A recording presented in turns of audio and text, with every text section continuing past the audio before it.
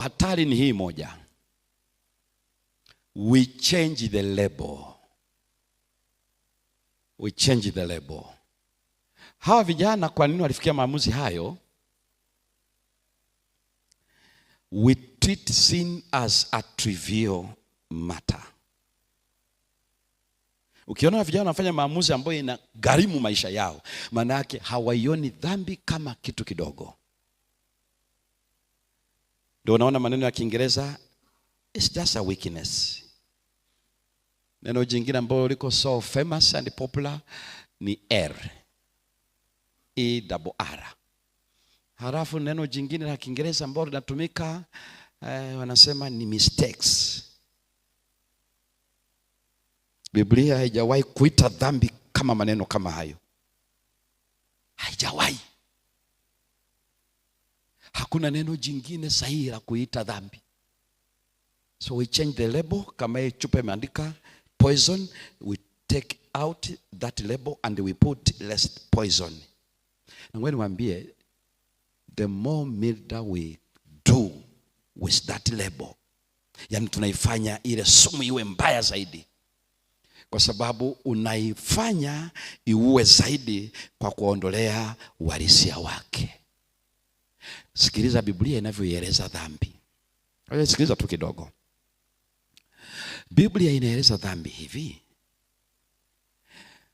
Inasema mshahara wa dhambi ni nini? That's Romans 6:23. The wages of sin. Na kwenye Revelation 22 anasema naja upesi na ujira uko mikononi mwangu kulipa sawa sawa na kazi zake. Kwa hiyo kazi ya dhambi, mshahara wake sio kingine chochote, death. Na ili ufahamu hivyo, unaposoma kwenye Ezekiel 18:20 anasema roho itendayo dhambi ita. Ndio itakayofanyaje? Biblia inasema kila roho itendayo dhambi itakufa. Sasa ni vizuri uweze kujua kama Old Testament inasema dhambi hukumu yake ni kifo. New Testament inasema pia ndio mshahara wake. Dhambi inaua. Don't change the label. Inaua. Na kwa nini Mungu aseme kila anayetenda dhambi lazima afe? Sikiliza vizuri. Jana tulikuwa tunaangalia wakati fulani tunapambana na hukumu za Mungu kwa sababu hatujui dhambi ilivyo. We don't know the gravity of sin, the sinfulness of sin. It's because we don't know. We treat it as a small thing, as a trivial matter. That's why tunaiona ya kawaida. Halafu hukumu ya Mungu tunaona ni kubwa sana. Kabla sijaenda kwenye Old Testament, msikilize Yesu mwenyewe kwenye New Testament anavyoelezea how should we deal with sin. In fact ametumia neno tunasema kwenye language ni hyperbole. When you exaggerate thing to bring or to drive the point in. Angalia Yesu alivyotumia hilo neno kwenye Mark 9. Hebu nenda Mark 9 and verse 43 to 47. Ametumia hapo maeneo makubwa matatu. Hebu soma pale. Ingapi utaona kwenye Mathayo sura ya 5, lakini kwenye Mark ameexpand vizuri kabisa kama ilivyo kwenye Old Testament. Hebu soma hapa usikie. Mark 9 and verses 43 to 47. Marko sura ya 9. Ya 9 aya 43 hadi 47. Neno la Mungu linasema, na mkono wako ukikukosesha, ukate. Kata. Ni afadhali kuingia katika uzima huu kigutu. Kuliko kuwa na mikono miwili na kwenda zako jehanamu. Amesema nini? Fanya kitu gani mkono ukosesha? Kata. Nini anachokifanya pale? Kwa sababu pale anatumia hyperbole to bring the sense, the sinfulness of sin. Hamaanishi kwamba tukate hivi, ila ana exaggerate a drive point, the kwamba dhambi ni mbaya kiasi kwamba usifanye mzaha nayo. Ipi? Mkono. Kwa nini? Kwa sababu through our hands we may sin. Namba 2, akatoka kwenye mkono akaja kwenye mguu. Msomaji, hebu soma mstari wa 45. Na Mungu anasema na mguu wako ukikukosesha ukate. Mguu ukikosa kata. Ni afadhali kuingia katika uzima ukiwete kuliko kuwa na miguu miwili na kutupwa katika jehanamu. Kata mguu. Usikubali kabisa mguu. Yaani anasema ukiona mguu umekukosesha ukate. Ili wenyewe ndio uende jehanamu, lakini wewe uende kwenye uzima. Alipotoka kwenye mguu akaja kwenye macho. Soma mstari wa 47. Neno la Mungu linasema, na jicho lako likikukosesha fanyaje? Ling'oe ulitupe. Ni afadhali kuingia katika uzima wa Mungu, ufalme wa Mungu una chongo kuliko kuwa na macho mawili na kutupwa katika jehanamu. Hii ni understanding ya Old Testament. Mikono action. Mikono ikikupeleka kwenye kutenda, miguu ikakupeleka kwenye njia, macho kwenye reasoning, kwenye understanding, kwenye decision. Things that we dare, we treasure, we desire. Hiyo anasema macho. Ndio nasikia macho. Na ndio kuna vitu macho anatumia kama mlango, kwa sababu ndio anaingiza 75% ya information. Na kwa sababu hiyo hapa Yesu anatumia tu macho. Anazungumza mambo ambayo tunatamani, mambo ambayo tunayapendelea, mambo ambayo hayafai. Ikiwa utakuwa na mwelekeo huo, ni afadhali ung'oa. Usiende mwili mzima, acha jicho liende. Na ndio maana Waisraeli walipokuwa wanaenda kwenye ile ya kukutania, hema kutania, baada ya huduma zote walikuwa wanapaka mafuta, wanapaka kwenye miguu ili miguu yao isiende kwenye njia ya uovu, kwenye mikono yao isitende uovu, na kwenye paji la uso their understanding, the decision making position. Walikuwa wanafanya hivyo, na ndio unaona Yesu anasema the hand, the foot and the brain, the forebrain, cerebral cortex, where reasoning is. Kwa anachosema ni nini? Anasema hiyo ndivyo vitu vinavyoeleza what is the heart.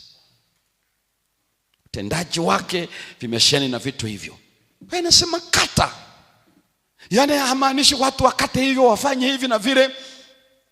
Siku hizi kuna wahubiri wenye kukopi na kupesti. Tunashukuru hawajafika upande huo, maana ina gharama.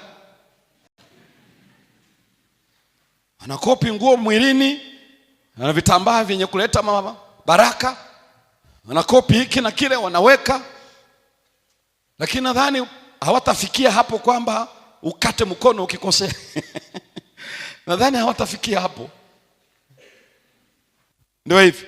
Ile ya kulala juu ya maiti uende watafikia.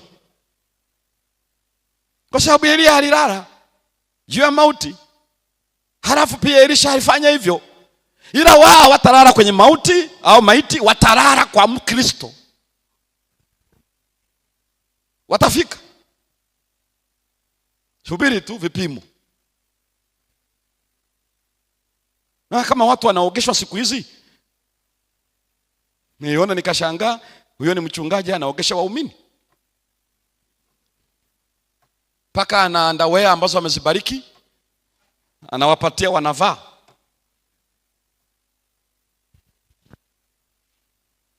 Kwa hivyo anaeleza habari hiyo.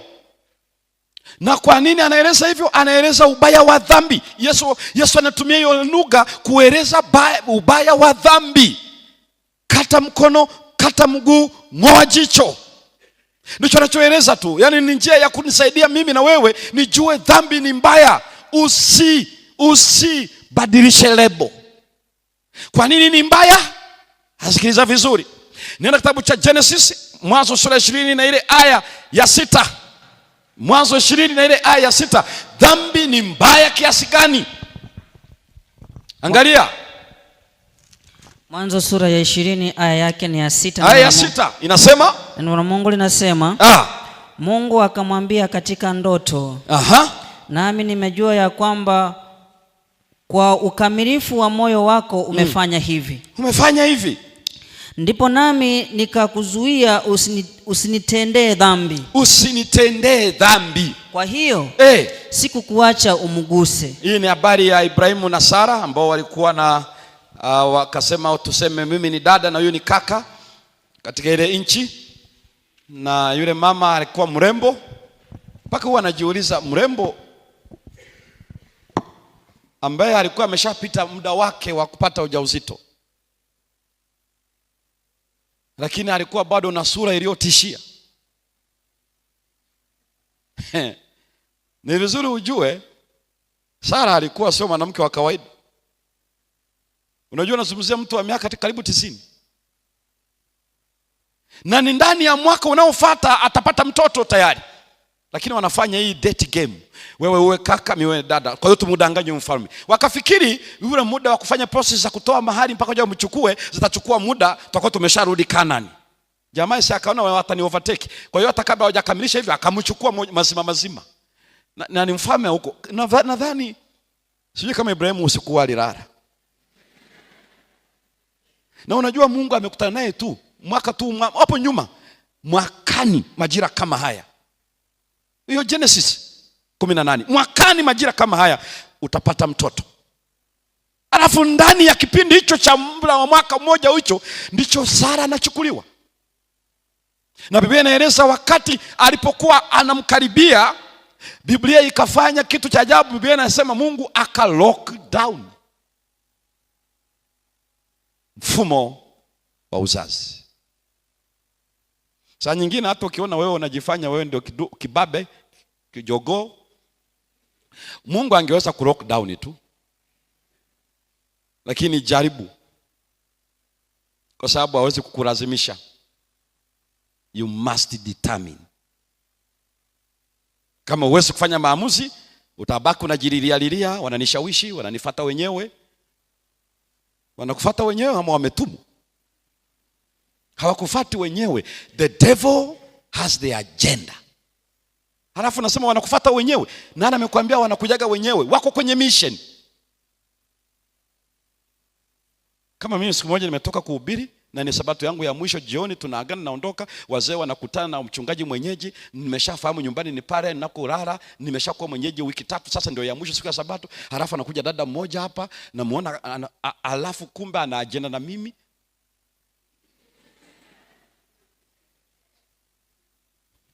Ananiambia wewe yale mambo umeshaga yaacha kabisa.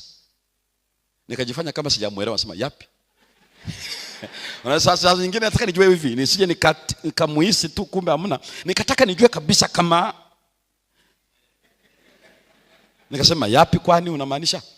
Akasema ya wanawake. Ya wanawake yapi? Nilipojua akajibu, nikajua huyu ametumwa. Ninatoka kwenye huduma jioni hii na amekuwa anahudhuria na ni Mwadventista na ameolewa. Nikauliza ana mtoto mmoja ama wawili, lakini ametumwa na ibilisi. Halafu nasema wanakufuata wenyewe, wametumwa. Yaani wewe ni kijana wa kiume ni wa kike, usimuone huyo anayekupeleka utende not from faith. Halafu ukasema imetokea tu, ni kwa bahati mbaya. Ni ibilisi yuko kwenye mission. Nebukadnezar hawezi kuprepare ile diet. The devil has a mission. Hivi vitu vyote tunavyotengenezwa duniani hapa, aina ya juice yote na aina ya vyakula visivyofaa, usifikiri wanatupenda mno. The devil has a mission. Ila ukiona tu pasta ni champagne tu, hii ni energy ni nini? Na bahati mbaya unaona wazee wakubwa ndani ya kanisa, wengine ni wazee mpaka wa kanisa, alafu ndio kinywaji chao. Unasema mbona kitu cha kawaida sana kipasa? Hakina kilevi ni nani alcoholic. Na wewe unafikiri ni ile kampuni, ni ajenda ya adui. Tutakuja kuangalia jioni vizuri. Kwa hivyo hapa kinachofanyika, nikamwambia wewe, mimi nakueleza sio kwa sababu umekuja kwangu, ila nakueleza hii tabia usipoishinda, siku natuona tunapepea. Alikuwa mama mrembo na ana mke wake.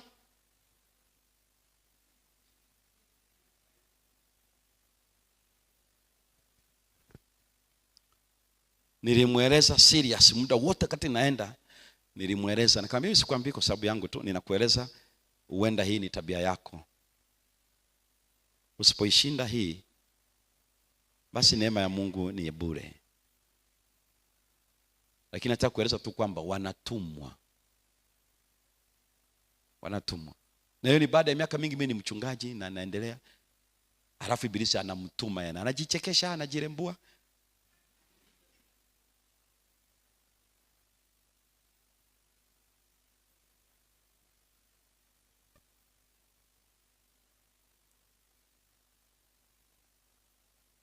Niwahi kuambia vijana siku moja kwamba kuna binti mmoja alikuwa naye, tunasoma naye mkondo wa sayansi. Walikuwa wasichana 5, wana vichwa vizuri darasani, halafu pia wana sura. Walimu na wanafunzi walijichanganya. Na ili uone ibilisi alivyo, akamtuma mmoja wao kwangu. Bwana akanijalia kwa sababu ameazima daftari langu la hesabu na halileti. Ninamuuliza daftari langu liko wapi? Asema nitakuletea siku ya kwanza, ya pili, ya tatu. Kasema ujinga. Sema ujinga. Kaambia leta daftari langu. Nilipokodoa macho akajua niko serious. Nikamwambia mbona uko serious? Sema niko serious, leta daftari langu. Akaniambia wewe na wewe. Akasema kwani nini? Nikaona anatuma signal. Nikajua kumbe. Nikamwambia hiyo biashara ulionayo haina uhusiano wa daftari langu na mwili wangu. Leo usipolileta utajua. Na kwa sababu nilizungumza niko serious, alijua nimebadilika. Akaniambia hamna kitu, nitakupata tu, piga humu kama sitakupata kabla hatujamaliza shule. Nikamwambia sipigi, ila wewe tafuta kwa bidii zako zote.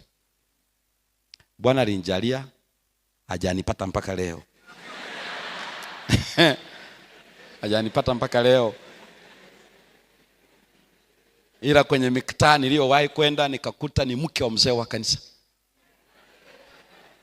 Hakuna mtu aliyemsemesha mwingine yaliyopita.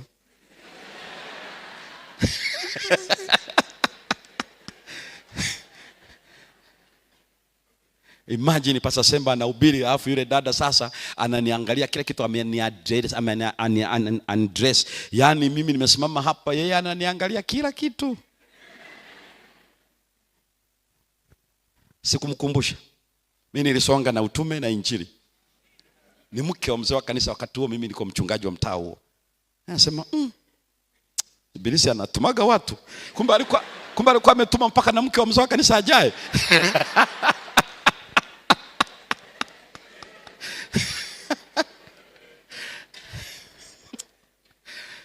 Kwa anaeleza wakati wamefanya huo mzaa, yule mfalme akamchukua Sara. Wakati wa usiku anapotaka kufinalize, Mungu aka lock down. Uwezo wake wa kuingia kwa mwanamke ukawa locked down. Na sio tu yeye, mpaka kila mwanamume kwenye utawala wake. Na sio tu wanaume, hata wanawake wote akaondoa uwezo wa kuwa wajawazito. Na ngoja niwaambie kitu cha pekee, ndipo walipostuka usiku ule wa manane ule. Anashangaa nguvu zake za kiume zimeenda wapi? Mbona ni msema tu vile? Anapapatika ndoto Mungu akamletea. Mimi nimezi. Nasema kwa nini? Nasema huyu ni mke wa mtu. Nasema lakini walisema huyu ni kaka, ni dada. Nasema ndio, ninafahamu wamekudanganya. Ila ndio maana nimeingilia kati ili usinitende. Naomba usikilize vizuri. Kama yule mfalme angelilala na Sara, sio dhambi dhidi ya Sara, sio dhambi dhidi ya Ibrahimu, dhambi dhidi ya Mungu. Naomba usikilize vizuri. The sinfulness of sin. Every sin we commit against God. Mwenye ueleze kidogo vizuri nini maana yake juu ya jambo hilo. Angalia vizuri. Nenda kwenye kitabu cha Genesis. Hiyo andika tu, lakini nitaitamuka. Genesis 39 and verse 9. Wakati Yusufu anashikwa na yule mke wa Potifa, Yusufu akasema niache. Alipoona itokea akakimbia. Kwanza alimwambia hivi, nitendeje ubaya huu nimkose Potifa? Alisema hivyo. Nimkose nani? Yeye alijua nikilala na huyu mama, dhambi hii sifanyi na huyu mke wa Potifa, wala sio kosa anafanya dhambi na mume wake. Hii ni dhambi dhidi ya Mungu. Na nikurudishe tena jambo hilo, angalie.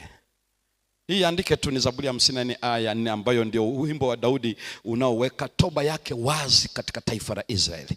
Angalia vizuri, na ni dhambi ile aliyolala na Betsheba, halafu akaenda akamuua Uria mpaka Nathani alipotumwa na Mungu. Huu ni wimbo aliotunga toba yake. Naomba uelewe understanding ya Old Testament when we commit sin. Angalia katika Zaburi 51 aya 4. Hebu soma pale. Zaburi 51 na ile aya 4. Zaburi ya 51 aya ya 4, neno la Mungu limesema. Nasema, nimekutenda dhambi wewe peke yako. Nimekutenda dhambi wewe peke yako, na kufanya maovu mbele za macho yako. Wewe ujulikane kuwa una haki unenapo. Wewe ujulikane kuwa una haki unenapo. Nimekutenda dhambi wewe peke yako. Kila dhambi ninayoitenda, unayoitenda, ni dhidi ya Mungu.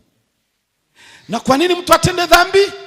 Whatever which is not from faith is sin. Ile neno from, preposition ya Greek inaitwa ek. From, inside out. If any action, whatever we are thinking and we are doing, if it's not from faith, it is sin. Why faith?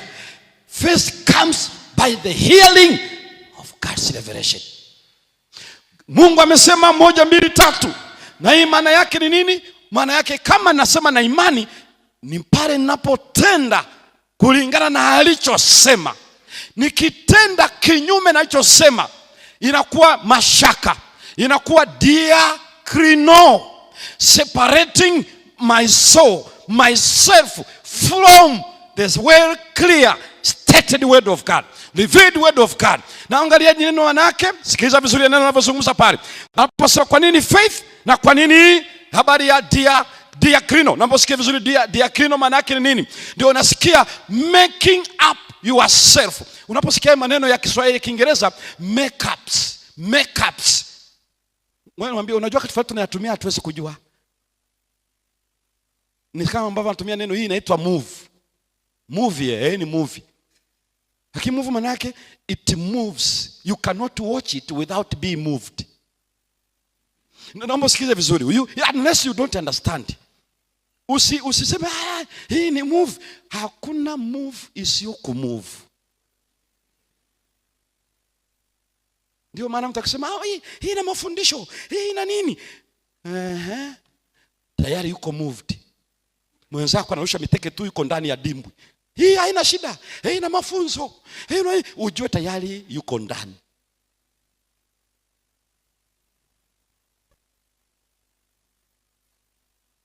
Ndio anayozungumza. Kwa hiyo anaposema ile dia, yanazungumza hiyo dia, unaposema ni mashaka, unaposema una separate, una distinguish, una separate yourself. Ile neno diakrino haisemi tu kutenganisha hiki weka hapa. Inamaanisha you separate by raising up yourself.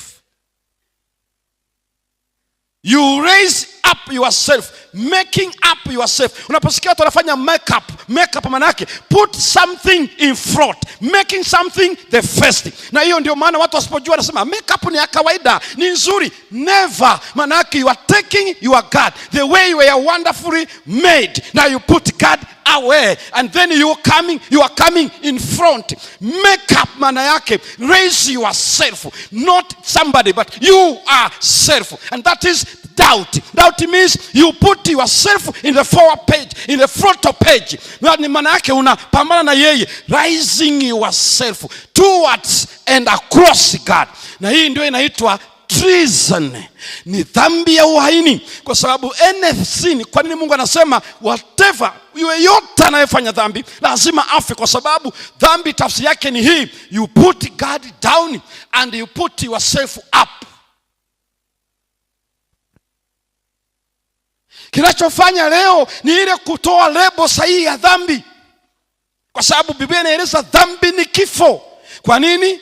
Ni kusema hivi, Mungu anaposema hili ndio neno lake, maana yake amejiweka yeye kuwa mbele. When I pull myself away, I disconnect myself from what God has said. Ninamaanisha ninakabiliana na yeye na ninajiweka juu yake. Kwa hiyo ninajiingiza kwenye utawala, na hiyo ndio maana inahitaji kifo, kwa sababu ni treason, ni dhambi ya kupindua mamlaka ya nchi. Wale wote tunaopambana, kwa nini Mungu alimuua huyu? Kwa nini alifanyaje kwenye Old Testament? Ni kwa sababu we don't know what is sin. Hile ni zaidi ya M23. Kwa sababu Sekedi anaweza akawa ni serikali ya dunia, ama huenda hawakurizika namna alipoenda pale Ikulu, kama ambavyo anaeleza huyu ambaye alimtetea na alikuwa ni kiongozi wa tume aliyekuwa anatangaza matokeo yake, kiongozi wa M23.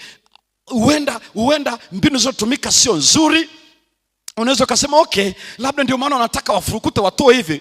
Najaribu kufikiri, lapid not God, kwa sababu is a righteous God, the infinite sovereign, ambaye mamlaka yake hayapaswi kustukiwa na chochote wala kuguswa na dhambi. Maana yake ni hivi, una declare to dethrone God from his throne. Kama una declare kumdethrone, maana yake unatumia nguvu na uwezo wako wote uliopo, and that is sin. Alafu useme eti ipate nini? Sasa sema tukitenda dhambi, mtu anachanganya anasema kuna msamaha. Nisikilize kabla hujaenda pale. Dhambi ni uhaini, treason.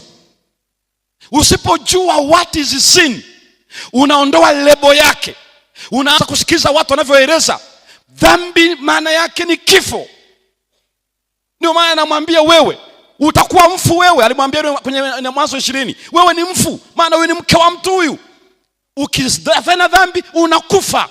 Zina maana yake ni dhambi dhidi yangu. Yusufu anasema nikifanya hivi ninakufa, maana yake ninaleta mapinduzi ya serikali ya Bwana, and I'm not ready for that. Unaposema nile hiki na ninywe hiki, Daniel anasema hivi, maana yake ni kifo. Napindua, nitadefine mwenyewe. Na unapokuwa defied, maana yake unakuwa takataka, unakuwa kinyesi, to be burned. Tuweze kuangalia vizuri jioni, what is defilement. Unakuwa vulnerable to destruction. Unakuwa na CV yote 100% ya kupewa mauti. So that is sin. Ikiwa utaelewa hivyo, ndio utajua kwa nini we need to determine. Kwa sababu ile ni separation, thorough separation from God. That is diakrino, thorough separation from God. And what is sin? When we separate from God. Hana namna ya kufanya. Ndio maana vijana hao walisema no, haitawezekana. Kwa hiyo walitaka wawaonge special diet. Hawa vijana wanasema no, huwezi kutuonga msosi. Here now you come to the law of supply and demand. The supply or demand, it's the law that's there to explain the transaction and intersection of supply and demand. The relationship between sellers and buyers. Wanasema ukidraw your graph, unaiweka namna hii, wanasema huku ni supply alafu huku ni demand. Kwa hiyo ukiiweka namna hii, wanakueleza hapa hii perpendicular line ni price and then horizontal line ni quantity. So you increase the price, you decrease the quantity. Unasikiliza vizuri? Nisikiliza vizuri hapa. Nilisoma, nilishia form 2. Lakini naikumbuka mpaka leo. Kwa sababu nilishia form 2 kwenye hiyo habari ya bookkeeping na commerce. Tukaenda mkondo mwingine. Kwa hivyo anasema you increase the price. When you increase the price, you increase the value.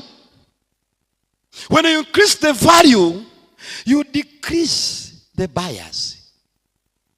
Kwa sababu why less quantity? Maana yake few buyers. Ukipunguza price, umepunguza thamani, kila mtu atanunua. Ndio maana si kila mtu ana dhahabu hapa.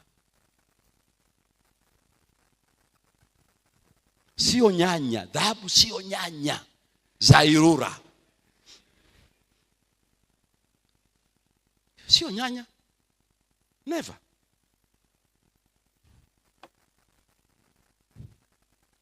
Ndipo nikaelewa why Daniel na wenzake. Kwenye kitabu cha Education, the book of education ambayo mtu aliandika mwaka 1903, the book of education, page 57, paragraph 3 and 4. Anasema topic inasema the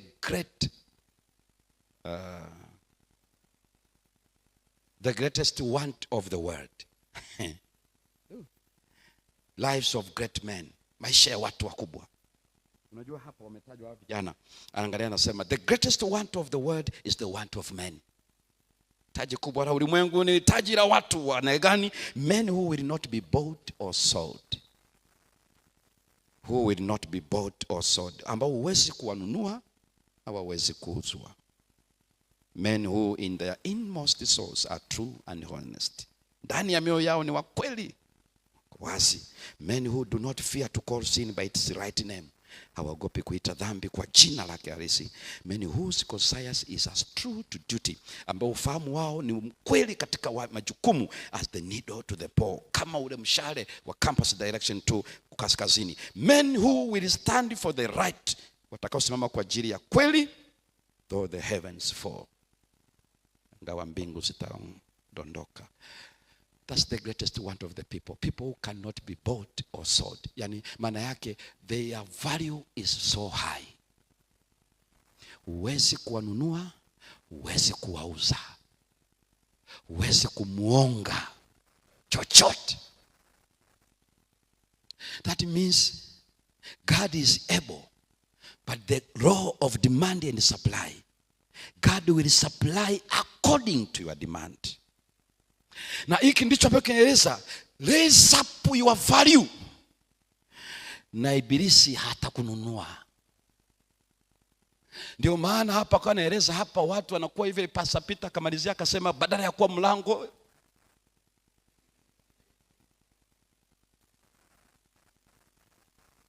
hiyo yote inashusha the value. Sin ndio inaharibu, ina put down our value.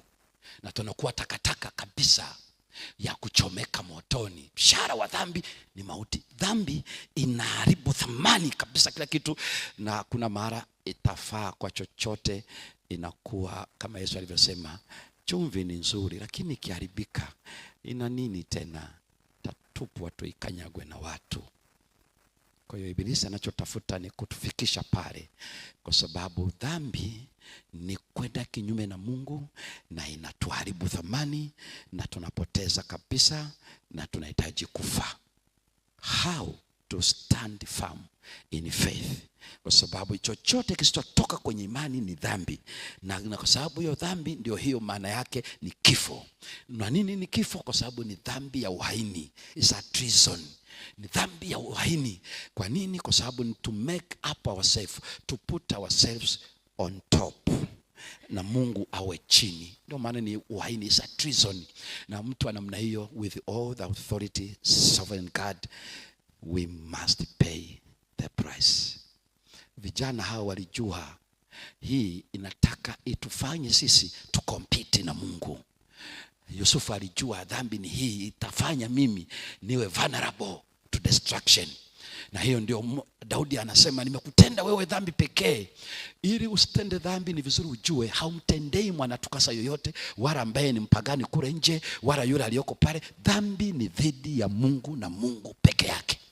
Ukielewa hivyo, kila dhambi unayoifanya ni dhidi ya Mungu. Sio huyu mwanadamu umtukane, sio huyu. Sio mwanadamu aliyesema usitukane, ni Mungu alisema usitukane. Ndiye aliyesema usiue, ndiye alisema usizini, ndiye alisema usifanyeje. Sio serikali ya Jamhuri ya Muungano wa Tanzania aliyesema don't corrupt, ni Mungu aliyesema. Ndiye aliyesema hivi. After all akasema free from fornication, free from adultery. Anapozungumza juu ya dhambi, you need to free. Ndio maana unaona Yusufu anakimbia, unamwona hapa anasema determined not to defile, kwa sababu anajua ukiwa defied you are vulnerable, you are valueless, you are something else ready to be consumed by fire. Kwa sababu hakuna chochote ambacho Mungu atatolerate when we make up ourselves to sit on the throne of God, to dethrone his authority and his goodness, because we need that. We need this. This is the secret of this young man. Walijua dhambi ni nini, hawawezi kubadilisha lebo, waite ni weakness, waite ni error, waite hii ni mistakes. Dhambi ni dhambi. It's a sin against God. It's putting God down, putting down God down. Na whoever anapofanya hivyo anasema una undergo katakrino, judged accordingly, put down. Ndio anasema you will be put down, maana yake condemned, na ukiwa down trampled.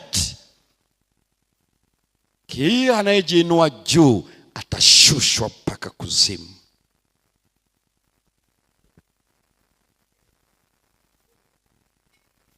Mungu wetu atubariki kwa jina la Yesu. Amina.